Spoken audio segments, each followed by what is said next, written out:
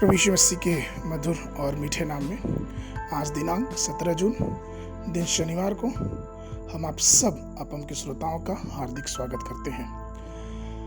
आज के दिन के लिए जो वचन है वो लिया गया है यूहन्ना रचित सुसमाचार उसका 20 अध्याय उसका 15 पद। वचन इस प्रकार से कहता है, यीशु ने उससे कहा, हे नारी, तू क्यों रोती है, किसको ढूंढती है? उसने माली समझकर उससे कहा, हे महाराज, यदि तूने उसे उठा लिया है तो मुझसे कह कि उसे कहाँ रखा है और मैं उसे ले आऊंगी।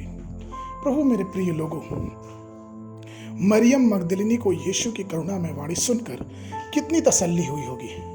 वो इतनी उत्साहित थी कि उसने पीछे मुड़कर और चिल्लाई कि रब्बी, क्या तू है?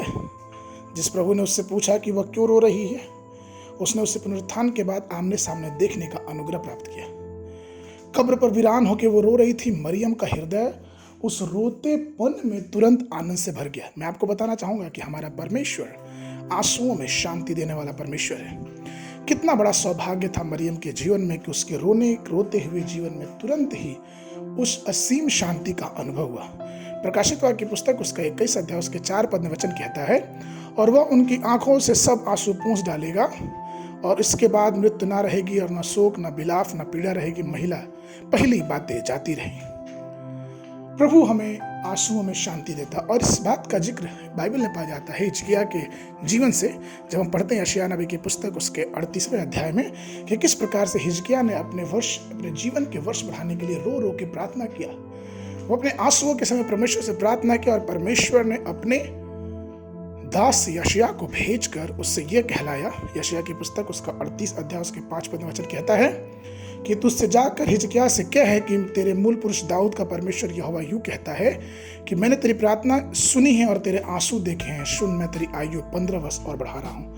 यही वृत्तांत हमको दूसरा राजा की पुस्तक उसके 20 अध्याय उसके 5वें पद में मिलता है, जहां परमेश्वर का वचन यह कहता है कि लौट कर जा और प्रजा के प्रधान हिजकिय्याह से यह कह कि तेरे मूल पुरुष दाऊद का परमेश्वर यहोवा यूं कहता है कि मैंने तेरी प्रार्थना सुनी और तेरे आंसू देखे हैं। देख, मैं तुझे चंगा करता हूं, परसों तू यहोवा के भवन में जा सकेगा।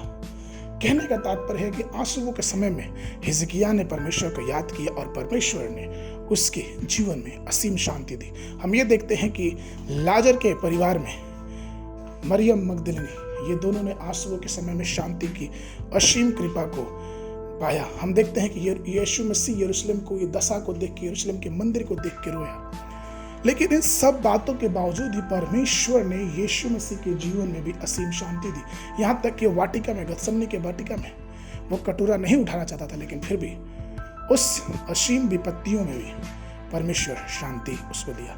परमेश्वर ने प्रिय लोग हमेशा इस बात को ध्यान रखे कि परमेश्वर हमारे आंसुओं को देखता है, हमें उसका ख्याल है, वो उससे आंसुओं को पोंछता है और हमें आशीष देता है, हमें शांति प्रदान करता है, हमें संतावना प्रदान करता है और वो हमें कभी अकेले नहीं छोड़ता है। इसलिए आइए हम परमेश्वर को अपने आंसुओं के समय में याद करें, क्योंकि आंसुओं में शांति देने वाला वही है।